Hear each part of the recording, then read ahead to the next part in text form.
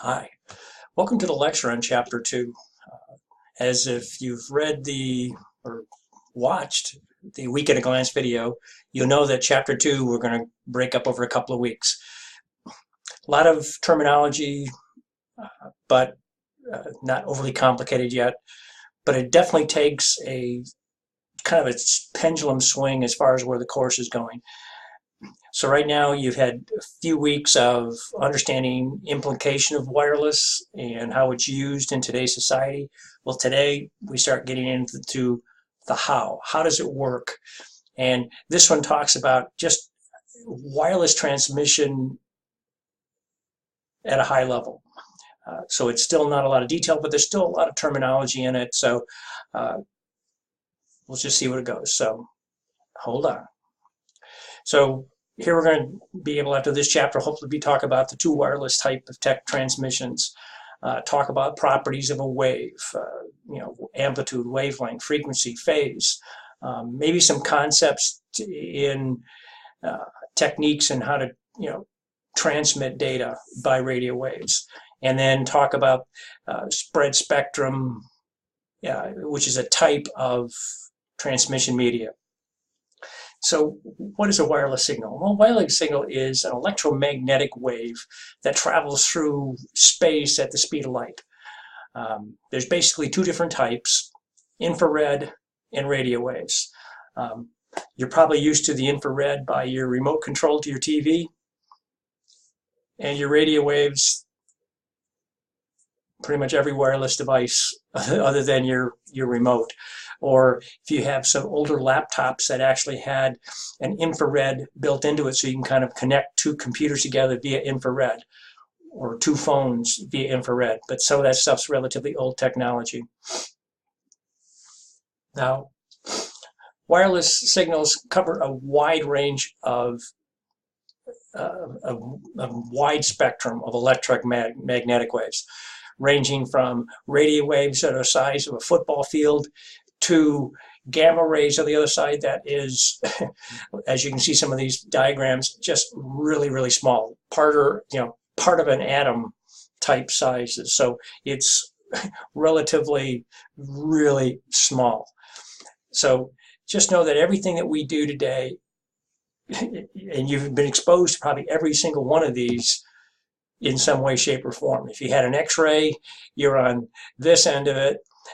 And if you got an FM an AM radio you listen to, you're on the other end of the spectrum. So just know that in our today's society, we've covered a lot of, we've been exposed to all of this. Now, the first one I said is infrared. Now, it's transmitting information via light. So it isn't, you look at your remote and you press the button, and hopefully you're not looking at it in your eye, but you look at it and you can see a light go on and off. Now, the reason we can do that is, computers deal with on and off, ones and zeros. That's all we use, binary code. And of course, what can you do with the light? I can turn it on, I can turn it off. So it's very easy to implement a communication system based on infrared. Now, of course, this light spectrum that comes to us, from the light that comes down, and you shine it through a prism, and you can see all the visible, color scheme. But there are definitely a whole lot more than that visible spectrum, as we saw by the picture back here.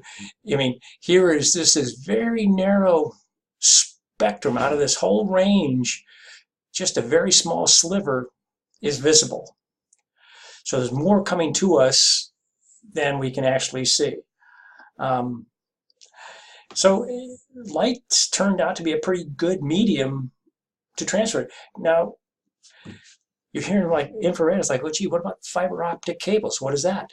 That is light. So light is becoming very good in transmitting data. We don't use it as much in wireless because it has some drawbacks, but in a fiber optic cable, what do I get? I get no interference. What's the only thing that probably stops the infrared is when your dog gets in front of the TV sensor and you're trying to press the remote. That's the big drawback with infrared. It's not interfered with, but it can be blocked. Rough ideas how buildings can be used to transmit it. It's usually require an LED, some kind of light source, and then some kind of detector. So I've got an emitter that transmits it, and usually it's an LED, and a detector that receives or senses that light's been shown or not being shown. Now, and it basically all they're doing is saying, I'm looking at the intensity of light wave. When it's high, I've got a 1. When it's low, I get a 0.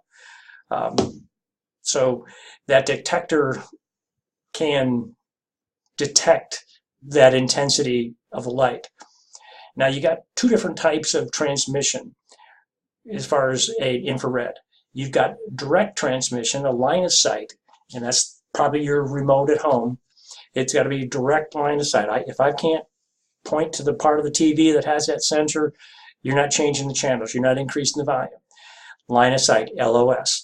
Or a diffused transmission, and that relies on, it's using the property that light kind of expands, and it'll now start bouncing around, and now it's reflected. So now I want to pick up all the reflected light. So I've got a little bit easier time engineering my system as far as emitter and detector, because I don't have to be exact perfectly in the right position. I can be just in that same cone of excellence, or that cone of what's being shown. So here you just see an detector, got an emitter, got a detector, intense, weak, just sensing the intensity of the signal. Now infrared, directed, nothing. It's got to be line of sight. Got emitter, detector, they've got to see each other, otherwise it doesn't work. Now, the diffused system says, hey, I'm going to send it wide bands, and I'm going to make sure I can bounce it off of the ceiling, a wall, something else, and the detector's in a position that it picks up that signal. Now, so it's a little bit easier when you look at these other 2 PCs here. They don't have to be in a direct line of sight. They just have to be in a position where they can get off the reflection off the roof or some other way, because it's all based on a very wide angle. When you had the directed, it's a very narrow beam, so line of sight's important, and if you block it, you lose signal. But as far as the diffuse, I just got to make sure I've got somewhere in the range. Now, is it possible to take this PC1 and move it outside of what's being reflected? The answer is yes. So you have to do a little bit of engineering, but not as precise as before. So advantages, the big key here, interference with other communication signals. Of course, it's not affected by any other signals, except what happens if I have shine a brighter light than the infrared light. Now you got a problem. You won't be able to detect it, won't know what to do. And of course, infrared doesn't penetrate, it says walls, but it doesn't penetrate anything.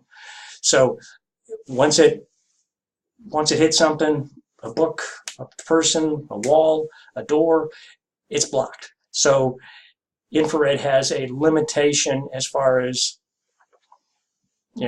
what it can see. So what are my limitations? Yeah, I got lack of mobility. I can't move around. I got to be in this relatively close. Coverage, about 50 feet. That's about it. Diffuse systems can only be used indoors, because you go outside, the sun will block, put more signal out than anything else. And now I got a speed. My speed is only 4 megabits. So if you're going to send a lot of data, infrared is not the way to go. But luckily, when you're just changing channels, I just want to go from 2 to 7. So there's very little data that's got to be transmitted. So that speed is not an issue. And then, of course, limitations of visible light and heat. So light can't penetrate materials. Heat is absorbed. So that infrared stuff, the signals are absorbed and blocked. So it does have its drawbacks. And it's kind of limited to slow systems, indoor, small, confined area. I'll give you an idea of what happens. Heat waves are absorbed, and they're absorbed or reflected by every single device out there. But light waves also, unless you're looking through a window, you can't see the fire. So more than likely, you're going to be seeing.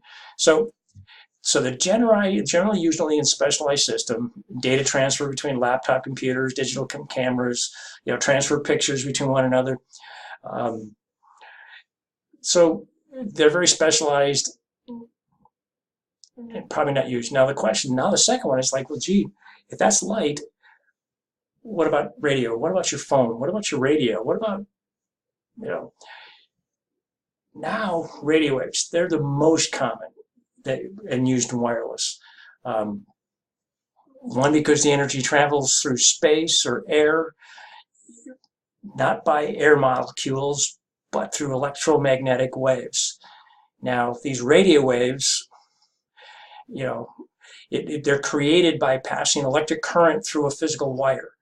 And what it does is create both a magnetic wave, kind of a magnetic field around this wire. And that's what kind of makes antennas work. And we'll get a whole lot more detail on antennas later. But putting this current through a piece of wire, it's going to radiate a magnetic field. And as that magnetic field, create this field around it, kind of, if you remember, you've thrown a pebble in a pond, and what happens to those waves? They move out from where the pebble hit the water. Same thing happens with this magnetic field, is it starts radiating out of that and moving out away from that wire, which then now creates radio waves. Rough idea of same concepts. And the same concepts as the further away from where the pebble went in, the waves are what? They're weaker. So they're more intense closer. And as time between signals, they get weaker and weaker. So it does change. Advantages: can travel great distances, can penetrate most solid objects. The only exception here is metallic ones. And I got a little distracted there, but got an advantage of the radio waves: travel great distances. They can penetrate most, like I said, metallic walls. So when you go to an x-ray, what happens? They tell you, here, put on this lead jacket, this metal jacket, or the operator goes to another building or another room with metal. And luckily, radio waves are invisible. So it gives you a rough idea. Moves through, penetrates most objects, travels a whole lot different. AM, FM radio. How close are you to your radio station? Quite a distance, probably in most cases. So how does the, shut off this phone. How's data transmitted using radio waves? Well, I don't know if I can move my picture in a place you can see it. Radio waves can be transmitted over long distance, no wires. That's why it's wireless. And there's two different types of data. There's analog and digital. So we're going to go into probably more detail about both of these than you want to. Let's look at analog. So an analog system is, its intensity of waves varies. So either based on the voltage or amplitude of the waves, so it varies. And what it does, it's broadcasting continuously. So it's a constant wave, whether I'm putting information on it, there's something always being broadcast on it. Now, what examples of that? Yeah, we got audio, video, voice, all of that. Even light is an analog wave. Now, digital, it's not continuous. It's not a continuous wave where something's always going on. It's discrete. It's made up of pulses. It's on, it's off, numerous stops and starts. Now, computers operate on digital signals, so if I'm running an analog signal, I've got to convert it into a digital format. So I've got to have some device that can change my analog wave into a digital before a computer can do anything with it. So here's an example of a digital pulse, and you can see stop, starts. It's very discrete. Everything stopping, starting, has ends and starts and stuff. But if I have to send an analog signal, I can do it with what they call a modem. A modem is basically it's a modulator demodulator of an analog signal. So it basically converts an analog signal into a digital for a signal. So it basically encodes them differently. And when I say modulation, it's just the process of encoding digital bits onto an analog wave. Now, there's a couple of different ways. There's a couple of, let's go back a little bit. There's some definitions about things about a wave you need to understand. One, there's something called a frequency. Frequency is just the rate at which radio signals creates waves. The number of times it cycles within a second is a frequency. When a complete wave, I got one cycle, so I got one whole complete wave from start to finish. That is a wavelength. The distance between that ends up being a wavelength. So that is a wave. Now, you're going to hear analog waves terms in kilohertz, megahertz, gigahertz. You probably heard this in radio stations advertising their signal, 103 point blah, blah, blah. So basically what they're doing is they're giving you an address, they're giving a frequency at which you're supposed to tune in your radio dial. So in this case, instead of writing 710 hertz, it's 700 kilohertz. So it doesn't make, here's that wavelength again, distance between any point, one wave cycle to the same point. So if you go back here, the wavelength from one point to another, that's your wavelength. Now, the amplitude is the height of a wave gets from the starting point to the end point. This ends up being the amplitude. Now, some systems are going to change, keep the amplitude the same, but I'll change the frequency. So I got a low frequency or a higher frequency. But as you can tell, the amplitude is identical. So all I'm changing is the frequency. Now, to transmit information onto an analog wave, you basically radio transmitters use what they call a carrier wave. It is basically a constant, continuous wave that then data is added to, modulated onto that wave. More than likely, you're going to see it has all the mathematical constructs of a sine wave. So if you remember a lot of your trig, maybe that'll make sense to you. And remember that radio waves are transmitted and received via an antenna. Now, what's an antenna? Basically, it's a copper wire or similar material that basically, as current goes through it, it generates a magnetic field and electric field. And you can tell that those two are 90 degrees different. So even though I've only got one current going through the wire, I'm generating two types of waves, a magnetic field and electric field.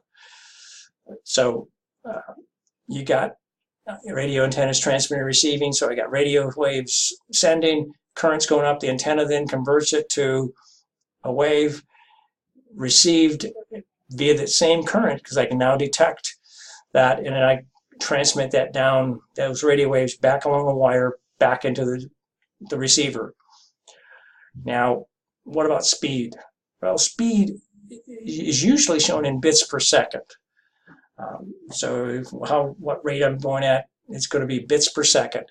Now, there's another term you may have heard that could be used interchangeably. It's called baud, the baud rate. And it's another way to handle the speed, but it's a number of single units per second that are required. So not the number of bits, it may be the number of bytes. So whatever you're trying to send, that's what it's recording it. It's not looking at bits, ones and zeros. It's looking at a block, a group of information. So just know the two terms exist.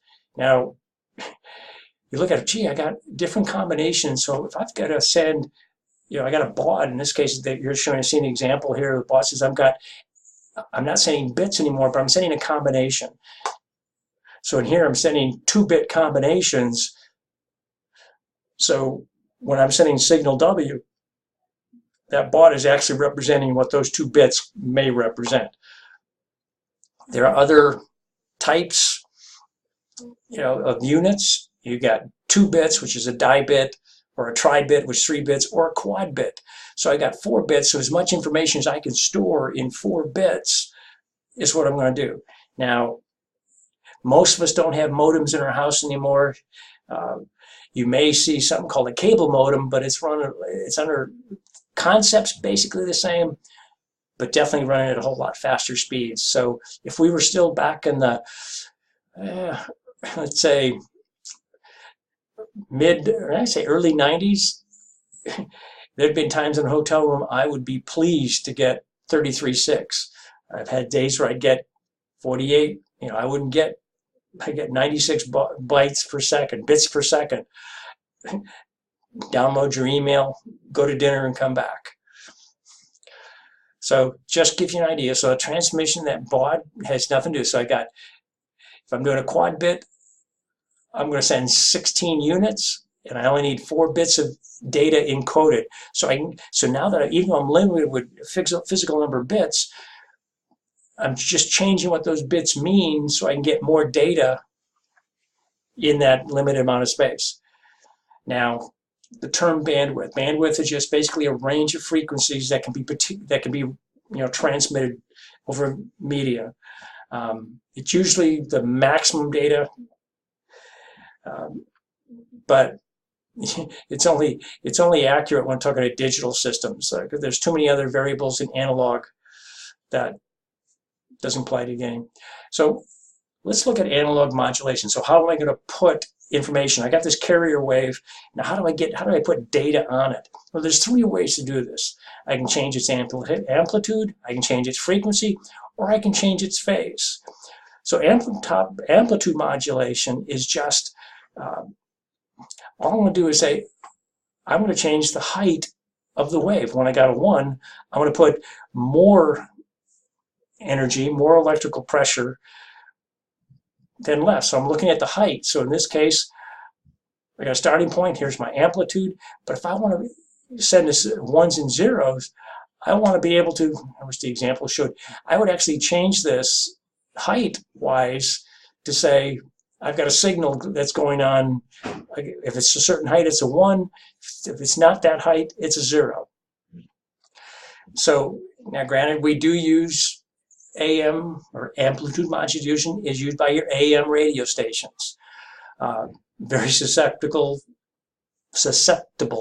to interference. Have you ever been listening to an AM station and get close to another, kind of get to the edge of it, and you start picking up that second radio station, that crosstalk? That's what we're dealing with here. Now, frequency modulation says, hey, I'm going to just change the number of waves that can happen in 1 second. I'm not going to change the amplitude, but I'm just going to take how often that wave is being broadcast. Of course, FM. FM stations. We listen to that too. Now, it's not as susceptible to interference from outside sources, but it still is. So this is a signal you want to send. Here's your carrier frequency. When I'm doing amplitude modulation, what am I doing? I'm putting increasing, decreasing the amplitude to tell me if I got a signal that I'm trying to send. If I'm doing a signal, that's what I want to send. That's the data I want to send. Here's my carrier frequency. And I want to change the frequency. So when it's high, I've got more frequencies. When it's low, my frequencies are slower or not as quick. So I'm adjusting the frequency. The amplitude of the signal still stays the same, but now how many times per second am I seeing that signal?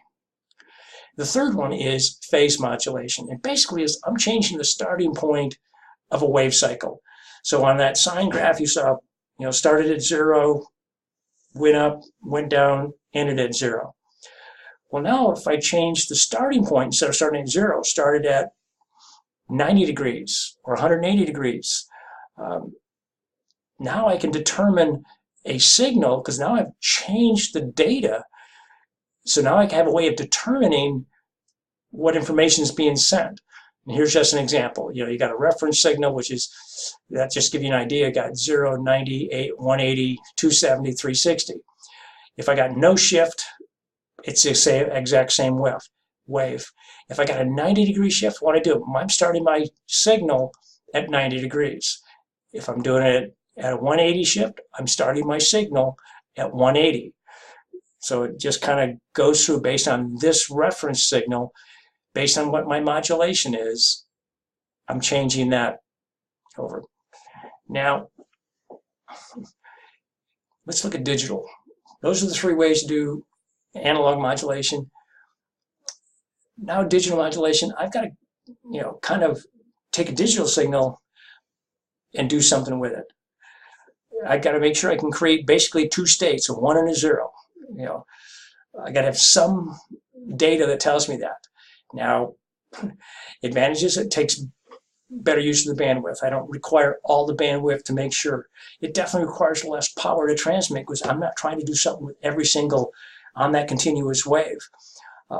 It handles interference from other signals better, and it's a little bit better to be able to detect if you've got a problem with the system.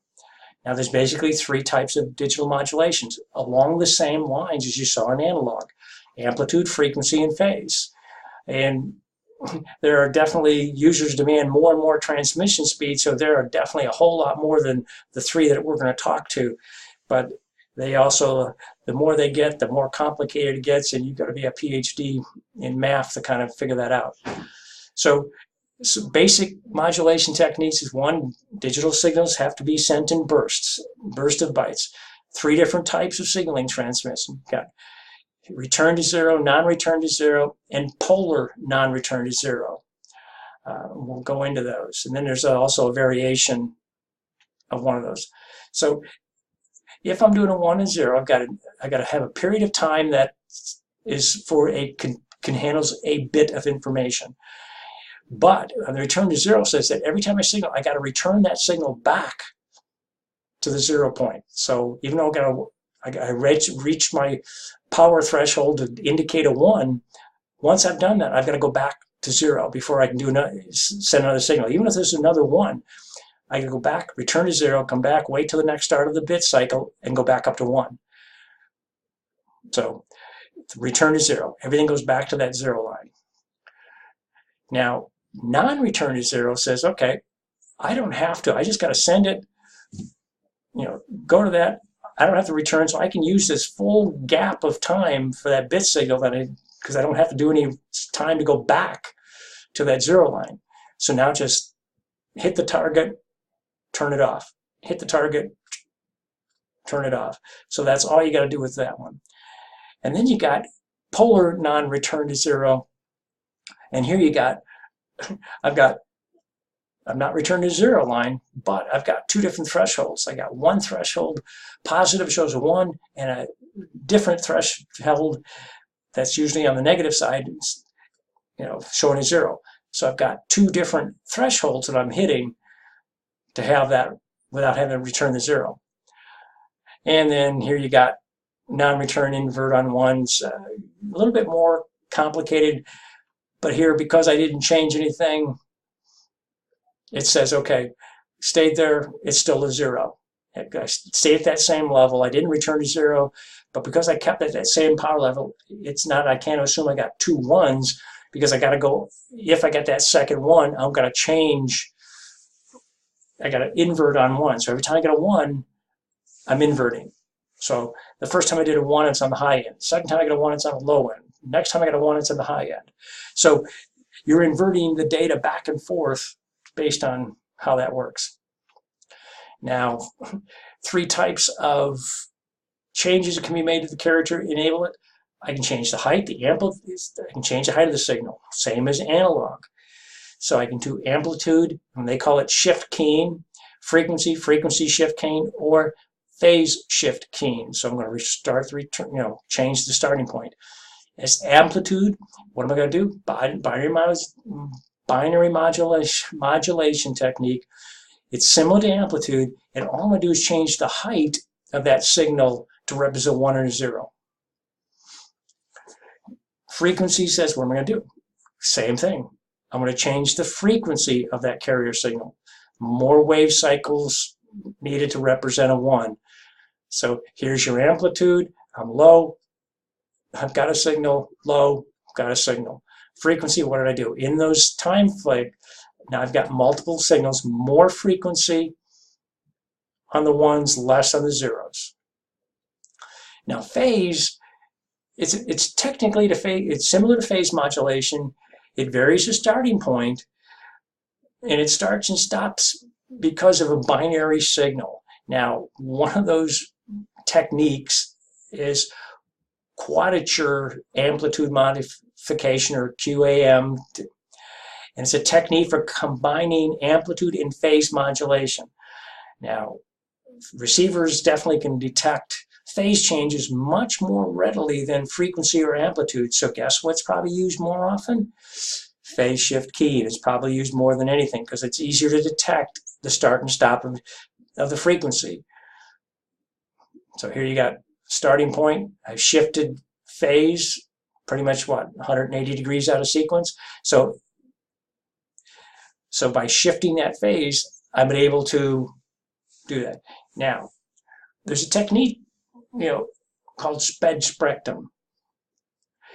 And basically, you got a narrow band transmission. Basically, it transmits one radio frequency or a very narrow range. So that's your radio channel, where you got that. You don't have a wide range to play with, right? You got that 1/10 of a digit to be able to get into your radio station. Very narrow indicator. But it's also vulnerable to outside interference from other signals, so like crosstalk and stuff. Now, spectrum says, okay, I'm going to take this narrow band signal, very narrow data I want to send, but I spread it over a larger range of the radio frequency band. So one, I get less interference, fewer errors, and there's a couple of different techniques for doing this. There's frequency hopping and direct sequence. More than that, but here's an example of narrow band transmission and spread spectrum. So narrow band says, hey, I got this small band, I'm sending my data. If I get interference in this band, I lose it. But if I spread that signal over a larger area, I can probably regenerate or figure out, do I have a signal or not, based on how much data I've got. So my couple of choices, the first one is frequency hopping. And it basically uses a range of frequencies and changes those frequencies during the transmission. So I'm going to have a small amount of time I'm transmitting at a certain frequency. I'll stop, I'll change frequencies, and then start up again. Now, what determines this is what they call a hopping code. And basically, it's a sequence of changing frequencies that the transmitting and receiving station must know that code, so they can make sure they say, oh, here's packet 1, packet 2, packet 3.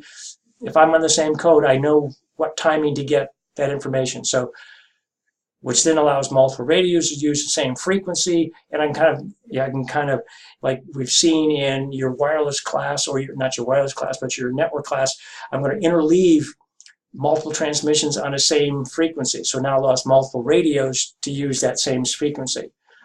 So, and if there's interference, now I'm going to minimize how much data is affected.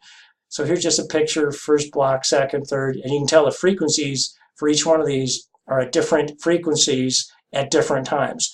Both transmitting and receiving have to know timing and frequencies. Now, so it can reduce the impact of interference. It can, but they got to both know the transmitting and receiving. They both got to know the same timing. So it does change the amount of, chance of interference, but if an error is detected, I don't have to retransmit the whole message. I can just transmit what was corrupted. So I did this, oops, second message is, scrambled. We asked for a retransmission, and then it's retransmitted. So it's easy enough to know because I've broken down my message into smaller parts, and I keep track of which parts I haven't received yet or came in an error, and I can retransmit just those. Now, the spread spectrum, the direct sequence spread spectrum, it's trying to, I'm going to use an extended amount of code over transmit. So I'm going to use a different modulation technique, and I'm going to modulate this signal twice. And I'm going to use what they call a barker code or a chipping code. And basically all it is a series of ones and zeros that are ANDed together with the message you want to send to kind of encode that message. And of course, what does that mean? I got to have the same chipping code on the receiving end to make sure I can, decode that message. So here's the message. I'm sending a 0 and a 1. I've got a very complicated barker code. And then when I transmit it, what I'm doing is I'm ANDing these two signals together. So where I've got a 0 and a 0, I put a 0. I got a 1 and a 0. Oop, I'm ANDing it, so I got a 1. Actually, this is an exclusive OR. I'm sorry. So I got 0, 0. So as you can tell, it's going to be encoded, and I'm going to transmit that message. Now, DSS system using a combination of chips. Now, there are 11 chips that are transmitted 11 times faster. It basically means I can have multiple things going at one time. Frequency is much higher.